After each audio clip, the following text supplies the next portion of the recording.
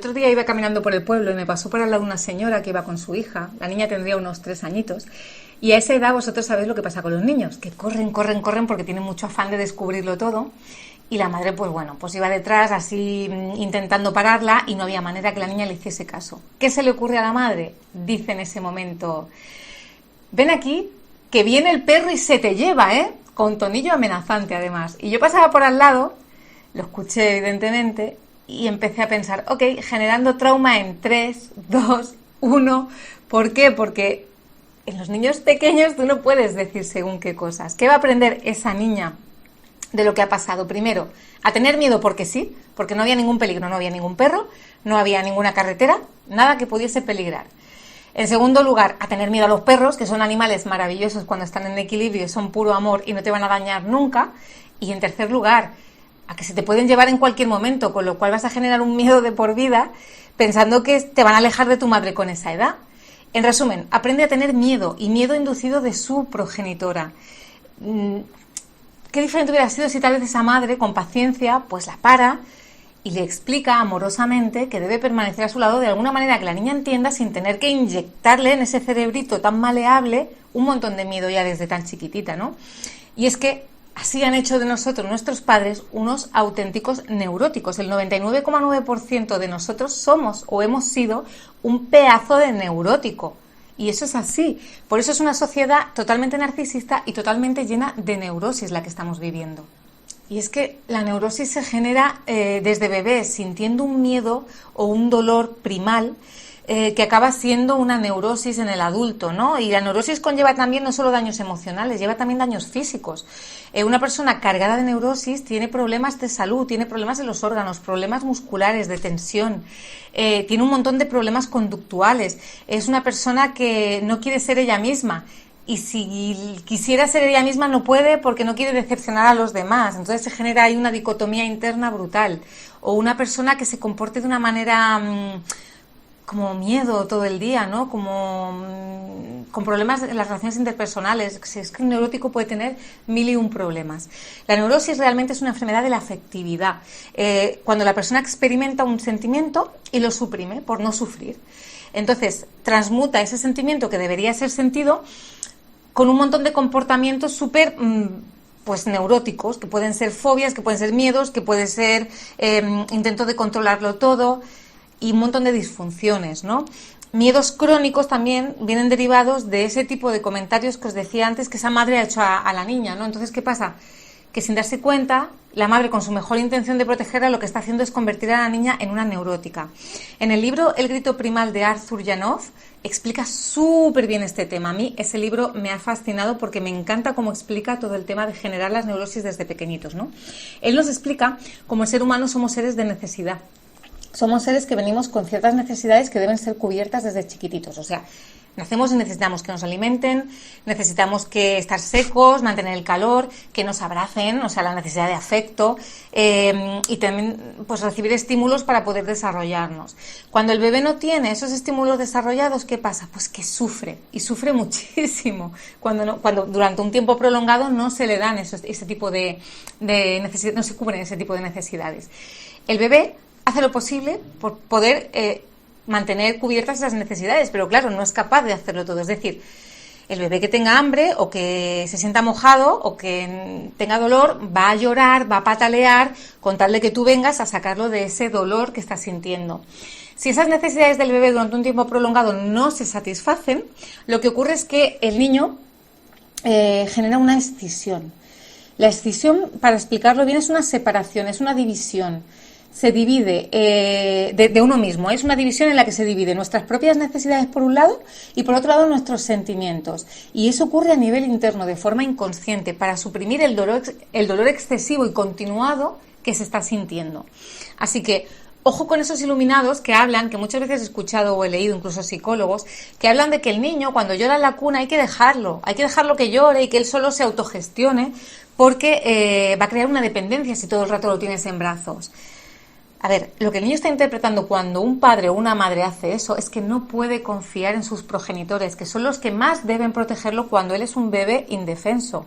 Y ese problema no es puntual del bebé, va a ser y le va a acompañar a esa persona por el resto de su vida si no hace algo. Porque es imposible cuando hay una escisión de bebé que la persona sepa lo que le ha pasado y por qué arrastra ese trauma si alguien no le ayuda, si un terapeuta no le ayuda a salir de ahí. Y aunque las necesidades se cubran con el tiempo, realmente queda esa necesidad primal que no ha sido cubierta en el inconsciente de la persona. ¿Por qué la persona una vez es adulta no puede reconocer eso? Y no sabe por qué su vida es un caos y de dónde viene realmente su problema. Porque cuando somos bebés se genera ese sentimiento negativo, aún no hemos desarrollado un concepto de las cosas, ¿no? Y al no tener un concepto no podemos reconocer, darle nombre a lo que nos está pasando.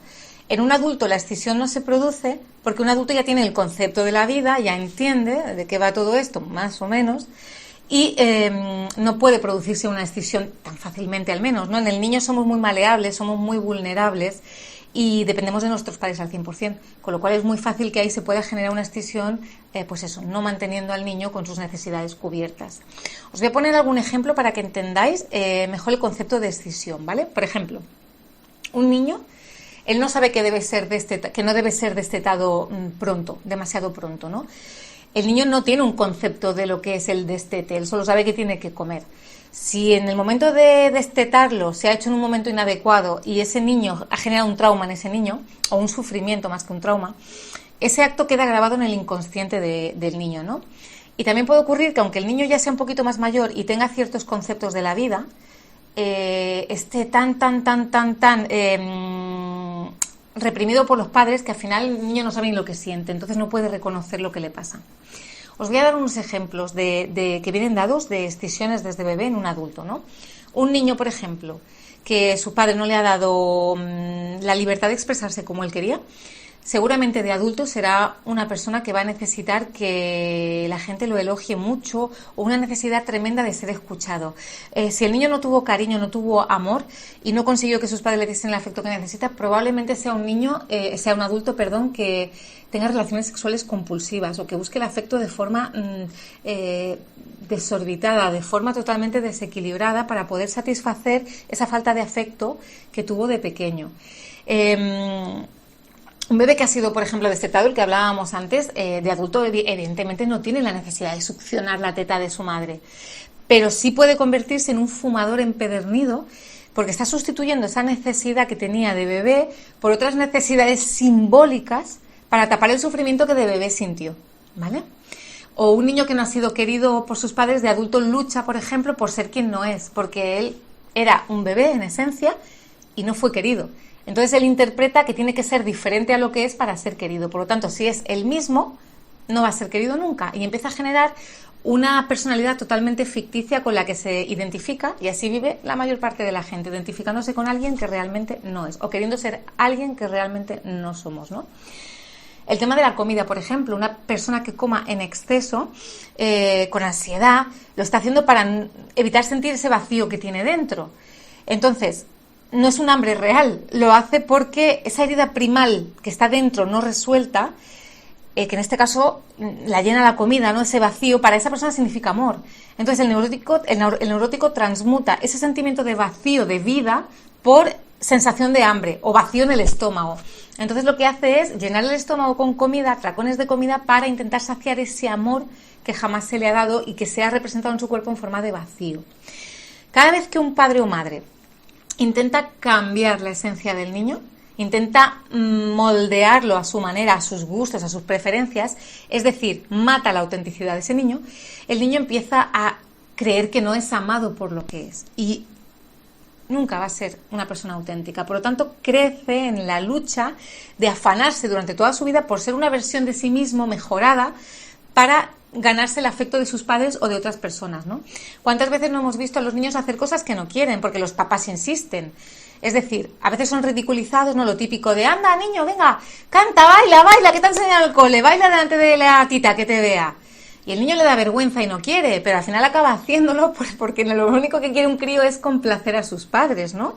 O esas personas que por falta de afecto están todo el día con el móvil porque es más cómodo para ellos, o le dan el móvil al niño y no le dan tiempo de calidad al crío.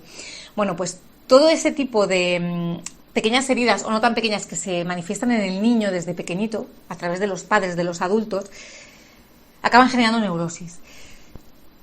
creamos un caparazón alrededor de nosotros de protección, y cuanto mayor es ese caparazón es porque mayor es la neurosis. No es un caparazón que es como un sistema de defensa, como dirían los freudianos. Es para defendernos de todas las amenazas que hay en el mundo, y al final te acabas haciendo un muro alrededor tuyo tan grande que no logras salir de ahí. Bueno, y ahora estaréis pensando, ok, ¿y esto tiene solución? Bueno, pues sí, la neurosis tiene solución, se puede salir de la neurosis, pero únicamente utilizando terapias que conecten con tu subconsciente, terapias que te hagan revivir ese momento de la escisión para que puedas entender qué es lo que pasó en un inicio que te ha generado todos los problemas que han venido después en tu vida. Si no revivimos ese momento, jamás, por mucha terapia que tú hagas conductual o por muchas técnicas de relajación, de meditación, de lo que tú quieras, jamás vas a sanar de forma real ese problema. Una persona que tiene un montón, por ejemplo, de tensión en la espalda, que yo en el gabinete como masajista lo he visto un montón de veces, contracturas crónicas que se la eliminas y vuelven. Eso no suele ser la mayor parte de veces porque hay una sobrecarga de trabajo o de pues una mala higiene postural. Viene muchas veces de este tipo de problemas, esas neurosis que se han quedado integradas en tu cuerpo. Si no trabajamos a nivel psicológico esas neurosis, esas contracturas musculares siguen saliendo. Por eso siempre he dicho, y en Natural Room siempre he trabajado de forma, aunque no me gusta mucho la palabra, pero de forma holística, integrando todo, mente, cuerpo y espíritu. Esa triada es necesaria de trabajarla para poder realmente estar sanos, ¿no? Entonces, si hacemos un tipo de terapia como la respiración holorénica que trabajaremos, o con la axiología que trabajaré también a partir de otoño, pues podremos llegar a ese inconsciente, sacar de ahí lo que te hizo daño cuando eras bebé y poder trabajarlo. Entonces, al poder confrontar ese dolor, la persona ya va a dejar por fin de buscar sensaciones agradables para que alivien ese dolor que no saben reconocer, ¿no? En forma pues, de lo que hemos hablado antes, de hobbies, buscando novio o novia continuamente, buscando emociones, deportes de aventura que te saquen, o de riesgo, ¿no? Que te saquen pues ese estrés acumulado. Vas a dejar de comportarte compulsivamente para ser un ser humano auténtico y equilibrado, ¿no? Ya no vas a necesitar ese sexo compulsivo, no es que no vayas a tener sexo, no te preocupes, pero el sexo que vas a tener va a ser un sexo consciente, un sexo mucho más placentero, porque no lo haces como un sexo ansioso, ay de como el monstruo de las galletas, no como esas galletas, ahí te cojo y no, te lo vas a hacer de una forma pues mucho más agradable, equilibrada, más conectada con la otra persona, ¿vale? ¿Qué más? Bueno, dejar claro que no me quiero ir, dejar claro que no quiero que ahora os penséis, por esto que hemos comentado, de qué cabrones son mis padres. O sea, vamos a ver, no pretendo que ahora digamos que malas personas lo que me han hecho, no. Porque a ellos tus abuelos también se lo han hecho, y tú probablemente también se lo estés haciendo a tus hijos, siento decírtelo. Es algo inconsciente, es algo que está dentro de ellos y no se dan cuenta cuando lo hacen. Hablo de tus padres, ¿no? En este sistema piensa que no se nos enseña a educar bien a los niños de forma correcta. Entonces lo que hacemos nosotros es adquirimos los patrones de conducta de generación en generación. O sea, lo que te enseñaron tus abuelos a tus padres, pues te lo están inculcando a ti, y tú repites esos patrones en tu hijo hasta que no salgas de ahí, creando así linajes neuróticos, ¿vale? Para la mayoría de padres no tienen mala intención, ¿eh? O sea, no lo hacen queriendo. Hay algunos que sí, pero esos son casos puntualísimos y rarísimos, ¿no? Como gente narcisista diagnosticada que son gente que lo hacen conscientemente, pero son casos, los menos casos, ¿no? La mayoría de veces no lo hacen por eso, lo hacen porque es que no saben hacerlo de otra manera, ¿no? Ocurre por ignorancia. Pero también te digo una cosa, sí es cierto que ellos no fueron culpables, ¿vale? La palabra culpa la pongo entrecomillada pero sí fueron responsables de que tú y yo hoy en día seamos neuróticos o hayamos sido neuróticos. Ahora bien, si después de ver este vídeo y tener esta información tú no haces nada por salir de tu neurosis, el responsable único eres tú. Porque ahora como adulto ya no hay escisión que valga. Ahora como adulto tú ya tienes unas herramientas que te puedo dar yo, cualquier terapeuta que trabaje con estos campos, para que salgas de todos esos patrones de conducta que no te gustan. Por suerte cada vez hay más terapeutas que trabajamos para acompañar a las personas en este tipo de transiciones, ¿no? de sanaciones, que llevan un esfuerzo por la persona que quiere cambiar, pero que realmente hace que sanes todos los patrones conductuales que están ahí arraigados en el subconsciente y que tengas una vida plena y feliz de forma duradera, no algo puntual. No poner un parche sobre el problema, sino sanar de raíz lo que no va bien. Como os decía antes, a partir de otoño ya tengo las terapias, vuelvo a abrir el gabinete, me incorporo al trabajo, estoy tomándome un verano trabajando mucho, pero en pintura y en otras cositas. En otoño vuelvo a abrir el gabinete, estoy disponible. Pondremos en la página web todos los servicios que voy a tener disponibles. Y en la descripción del vídeo os voy a poner cómo encontrarme, ¿vale? Tenéis ahí el correo electrónico. Si necesitáis ayuda y creéis que puedo ser una buena compañía en este proceso de transformación que queréis hacer, me escribís y hablamos un poquito del tema, ¿vale? Muchísimas gracias por escucharme, espero que el vídeo os haya ayudado. Si crees que puede ayudar a más gente, lo puedes compartir y puedes suscribirte al canal, por supuesto. Estaré encantada de tenerte como compañía y nos vemos en el próximo vídeo. Hasta pronto.